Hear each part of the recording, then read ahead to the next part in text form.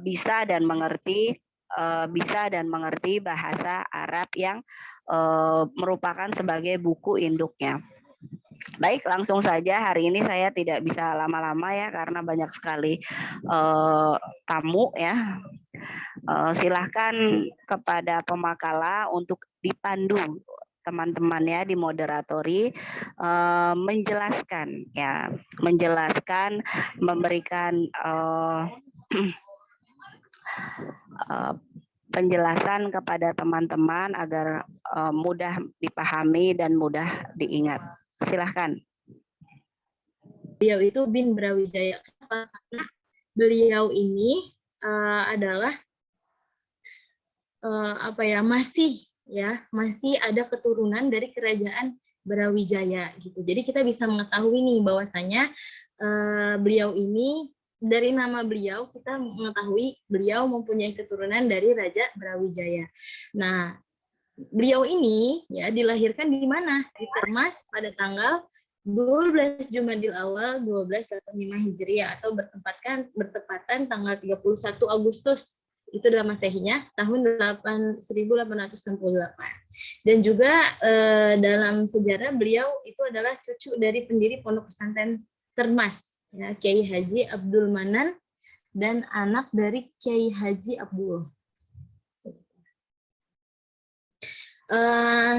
Beliau ini keturunan dari keluarga yang berbasis pesantren gitu ya, yang tadi sudah dijelaskan ya, yaitu Pondok Pesantren Termas Pacitan yang didirikan oleh kakinya.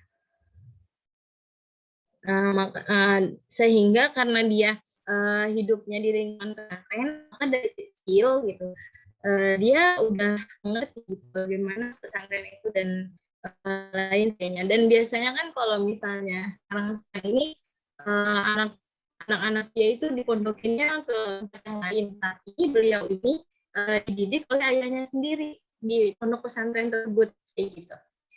Nah, lalu beliau ini dikenalkan juga dengan karena di lingkungan pesantren, maka dikenalkan ya oleh dengan segala nilai-nilai yang berbau keagamaan ya oleh ibu dan pamannya, yaitu Athoillah. Adapun kepribadian beliau itu beliau sangat mempengaruhi kepribadiannya dari keilmuan yang beliau dapat ya, itu benar-benar sangat mempengaruhi kepribadiannya ya. Bahkan sejak dilahirkan beliau itu tercatat ayahnya itu sedang ada di kota Mekah ya. Ibu dan pamannya pertama memperkenalkan nilai-nilai praktik keagamaan kepadanya gitu. Jadi yang pertama ininya mah ibu sama pamannya, karena ayahnya lagi ada di Mekah kayak gitu. Tapi selanjutnya dia dididik ya di situ gitu dengan ayahnya sendiri kayak gitu. Lalu beliau belajar kepada ulama Jawa, membaca Al-Quran serta ilmu agama tingkat dasar sehingga mampu menghafal Al-Quran sebelum usianya remaja. Beliau udah Al-Quran gitu. Beliau ini emang sangat haus akan ilmu kayak gitu. ilmu agama kayak gitu. Nah, diiringi juga selain menuntut ilmu ya pasti beliau itu mempunyai akhlak yang baik, budi pekerti yang baik. Ditambah lagi beliau itu benar-benar taat sama Allah, ya, takut sama Allah gitu. Yang membuat beliau itu tak bosan melakukan segala perintahnya. Jadi karena beliau itu takut sama Allah gitu, saking taatnya gitu ya beliau itu nggak mau gitu berbuat kesalahan kayak gitu. Maksudnya menurut apa-apa yang buruk di mata beliau tuh di mata Allah gitu ya, beliau nggak kerjakan kayak gitu.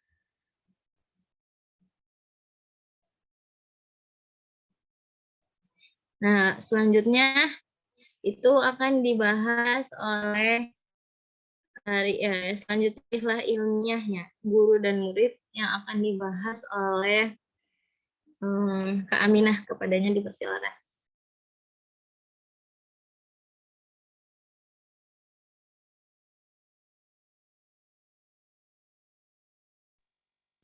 Baik, saya akan melanjutkan materi selanjutnya, yaitu rihlah ilmiah.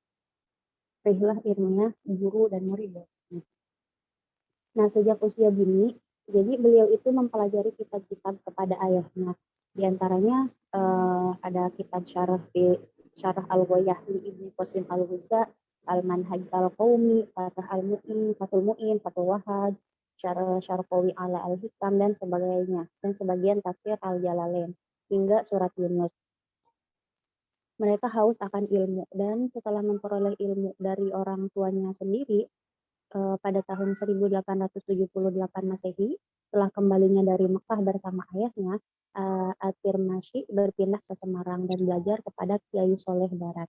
Di antara kitab-kitab yang dipelajari kepada Kiai Soleh Darat adalah Syarah Al-Hikam, 2 kali hatam, Tafsir Al-Jalalain 2 kali hatam, Syarah Al-Mardini, dan Wasilatul Lab, kitab yang membahas mengenai ilmu falak. Pada usia 23 tahun setelah tamat dari pesantren, Kiai Soleh Darat At-Tirmasyi rindu akan nuansa Haromain yang pernah menjadi tempat bermainnya dan belajarnya bersama ayahnya. Ditambah doktrin Kiai Soleh Darat sebagai guru sekaligus ulama produktif yang pernah belajar di Haromain membuat At-Tirmasyi berkeinginan ke Haromain untuk kedua kalinya guna melanjutkan studi di sana.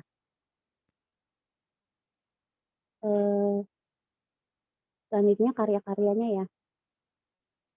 Karya-karya beliau dalam bidang fikih dan usul fikih yaitu kitab As-Siqayatul Mardiyah fi Asanil Kutubi Fiqhiyah li Ashabina Syafi'iyah, terus di bidang tafsir Fathah Al-Kabir bi Syarah Miftah At-Taib, hadis dan ulumul hadis Manhaj Zawi An-Nazar bi Syarah Al-Manzumah, Ilm Al-Asar Al-Khil'ah Al-Fikriyah Syarah Al-Minhah Al-Khairiyah.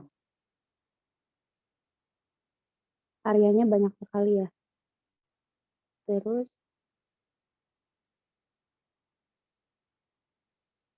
penilaian para ulama, pandangan ulama menurut Syekh Yasin Al-Fadani. Syekh Yasin Al-Fadani di sini ulama Indonesia yang berasal dari Padang. Syekh Mahfuz At-Tirmasyi mendapat banyak gelar seperti Alamah. Alamah itu sangat alim, Al-Muhaddis ahli hadis, Al-Musnid mata rantai sanad hadis, Al-Faqih ahli fikih, Al-Usuli usul ahli usul, dan Al-Muqri ahli qiraat. Jadi banyak sekali gelar-gelar At-Tirmasyi di sini. Syekh Mahfuz At-Tirmasyi termasuk salah seorang ulama Nusantara yang banyak menghasilkan karangan dalam bahasa Arab, seperti halnya ulama-ulama Nusantara lainnya yang bermukim di Mekah seperti Syekh Nawawi Al-Bantani, Syekh Ahmad Khatib Minangkabau, dan Syekh Abdul Hamid Kudus. Selanjutnya saya serahkan kepada moderator.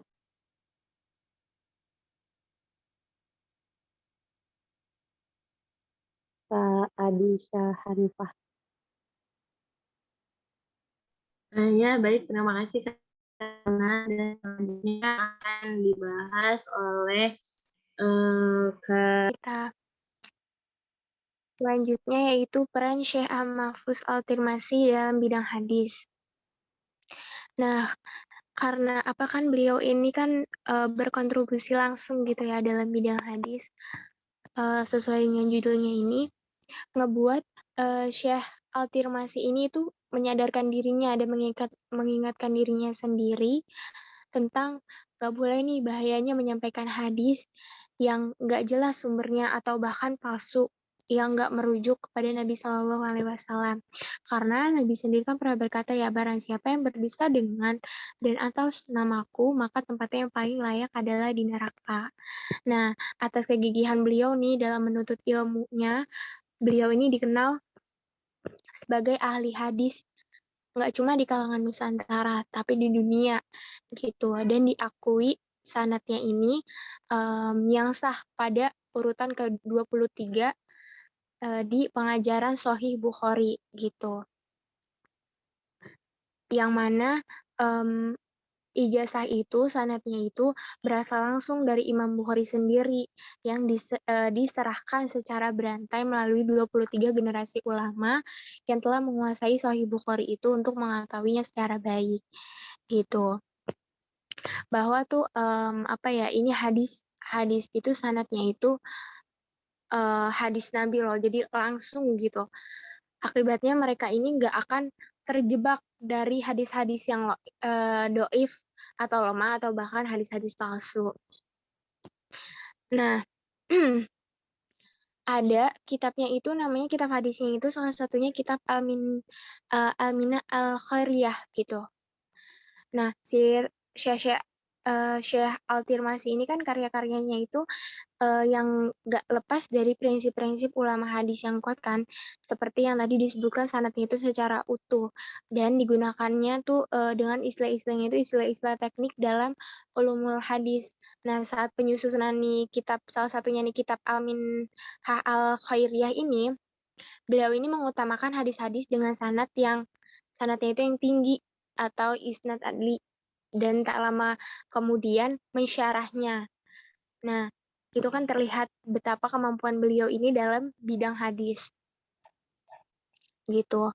Nggak hanya itu saja, keahlian beliau itu dalam bidang hadis ini dengan mengarang kitab-kitab lainnya seperti kitab Al-Ishaba fi Tamyiz As-Sobah karyanya Ibnu Hajar As-Saqalani yang menyingkap misteri Nabi Khidir alaihi salam gitu.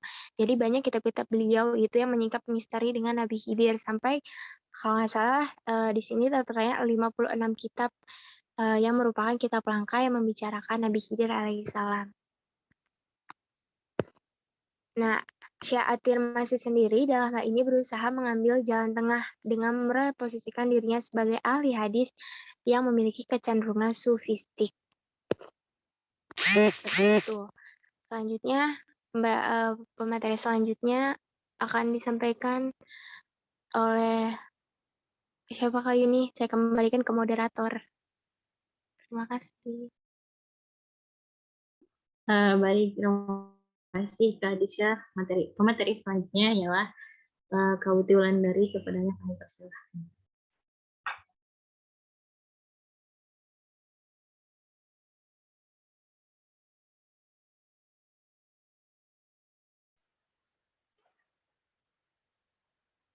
Baik, materi selanjutnya ini adalah telaah karya Syekh Mahfuz Al-Tirmasi dalam bidang hadis.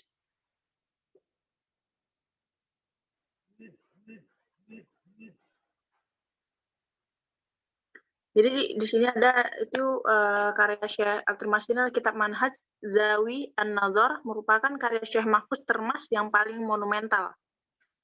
Yang paling terkenal adalah ini. Jadi kitab ini pertama kali dicetak di Timur Tengah, di antara penerbit yang masih konsisten menerbitkan kitab ini itu adalah Darul Fikri di Lebanon. Jadi sampai sekarang kitab ini masih dicetak dan masih banyak dijumpai di beberapa Timur Tengah, teman-teman.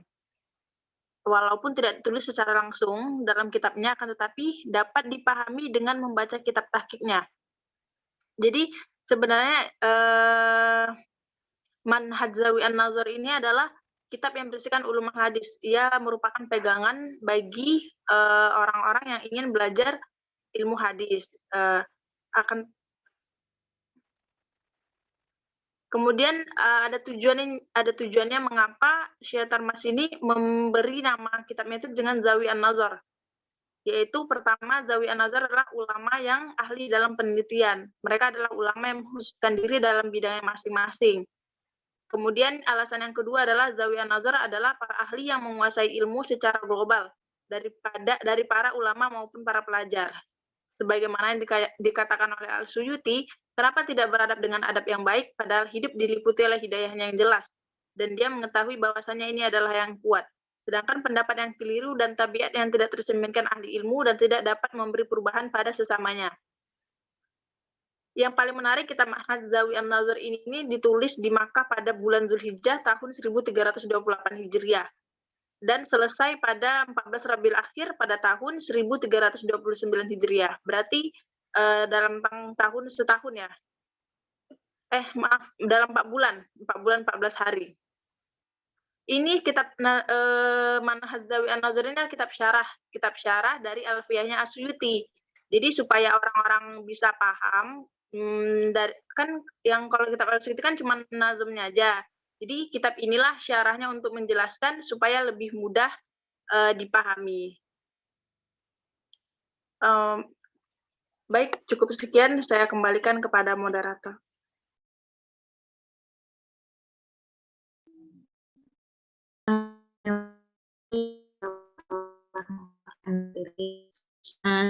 Ialah tanya jawab ya, bagi teman-teman yang masih bingung atau kurang jelas, boleh ditanyakan. Ya, persilahkan pada teman-teman yang ingin bertanya.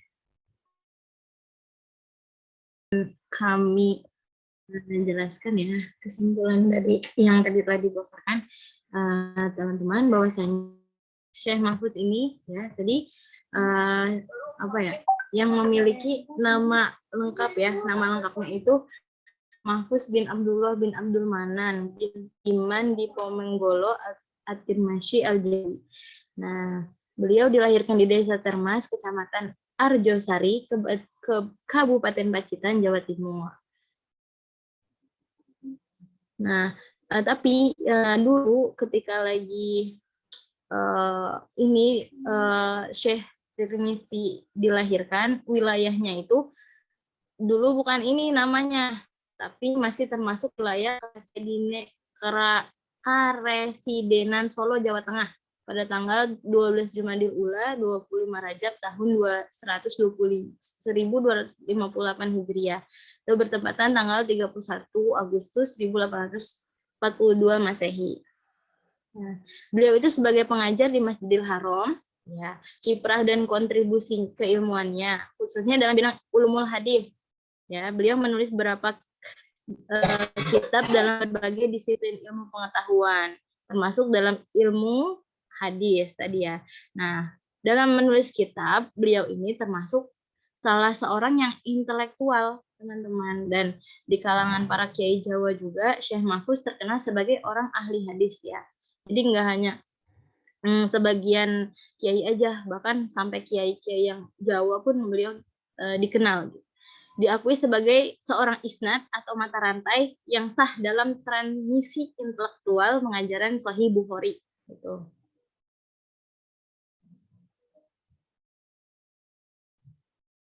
Lalu Manhaj Zawi An-Nador merupakan karya Syekh Mahfuz. Jadi beliau mempunyai sebuah karya, salah satunya itu Manhaj Zawi An-Nador ya, yang paling monumental. Pertama kali dicetak di Timur Tengah. Di antara penerbit yang masih konsisten menerbitkan kitab ini, itu yaitu percetakan dan penerbit Dar el-Fikr ya, Beirut, Lebanon. Sampai sekarang kitab ini masih banyak dijumpai di beberapa kota di Timur Tengah. Ya, yang mana kitab ini sebuah kitab Syarah Nazam Asyuyuti yang dalamnya berbicara tentang ilmu hadis dan ilmu mustalahul hadis. Terima kasih Ibu. Mohon koreksinya. Oke. Baik. Hari ini kita berbicara tokoh yang keempat. Kita review lagi dari pertama dulu. Siapa yang pertama? Pertama Hamzah siapa? Fansuri. Hamzah Fansuri. Yang kedua Nurudin Araniri. Yang ketiga Abdur Rauf Asingkili. Dan yang keempat adalah Mahfuz Al-Tirmasi. Syekh Mahfuz At-Tirmas yang ada di besar ya. Jadi ini tuh induk pesantren hadis sebelum Tebu Ireng ya. Termasuk kiai kita Ali Mustafa Yakub itu salah satunya juga pernah berguru kepada Syekh Tirmas ini yang ada di Pacitan ya. Kemudian berguru kepada Kiai Soleh Darat. Nah, kemudian berkembanglah menjadi pesantren Tebu Ireng di mana yang sekarang menjadi pusat kajian ajaran agama Islam ya saat ini. Kemudian sekarang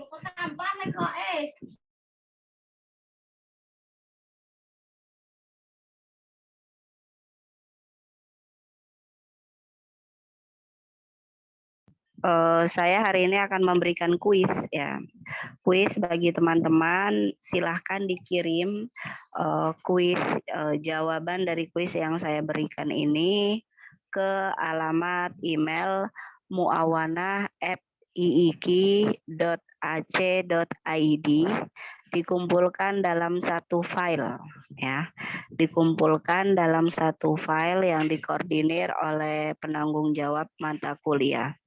Nah, kuisnya adalah tuliskan tanggal dan juga hari pertemuan kita hari ini ya. Kuis SHI yang pertama adalah ceritakan dengan singkat salah satu tokoh dari 4 tokoh yang sudah dipelajari ya. Tuliskan salah satu, ceritakan dengan singkat ya hal-hal yang kalian ketahui, satu tokoh di antara 4 tokoh yang sudah dipelajari. Dikumpulkan terakhir jam 11:10 sudah masuk di email saya. Oke, jadi ceritakan dan tidak melihat ya. Boleh 1 lembar, boleh 2 lembar. Kalian kan hafal ya bagaimana ceritanya, sosiohistorinya. Dengan tidak melihat makalah, menguji saja ya, menguji kurang dari 1 halaman boleh, 1 halaman boleh. Ya, intinya dari keempat tokoh ini ada tokoh siapa yang paling kalian kuasai ya, yang paling kalian ingat, yang paling membuat yang paling menarik gitu mungkin. Ya. 1 di antara 4 tokoh yang sudah dipelajari. Paham ya? Jawabannya dikirim terakhir jam 11:10 sudah di email. Ya. Tulislah hal-hal yang menarik ya. Kemudian peran pentingnya juga terhadap pengajaran ilmu hadis ya. Kemudian apa yang membuat kalian itu hafal betul terhadap ulama tersebut. Nah, itu dituliskan. Ketahuan ya kalau bahasa nyontek itu dengan membahasakan sendiri itu beda gitu ya, dengan bahasa sendiri bukan bahasa makalah. Jadi cerita saja seperti merangkum biografinya. Paham sampai sini?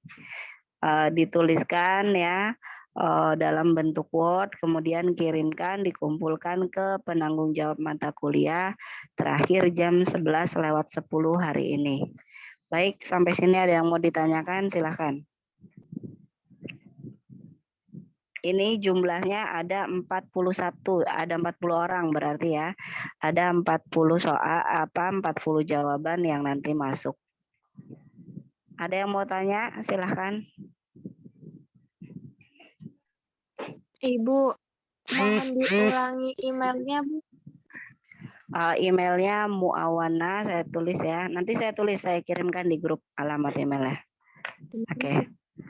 Baik, selamat mengerjakan untuk kuis kita hari ini. Kita akhiri Nahdlatul bilhamdalah. Alhamdulillahirabbil alamin. Absennya jangan lupa berbarengan dengan pengumpulan tugas ya. Syukran, wassalamualaikum warahmatullahi wabarakatuh. Waalaikumsalam warahmatullahi wabarakatuh. Terima kasih, Ibu.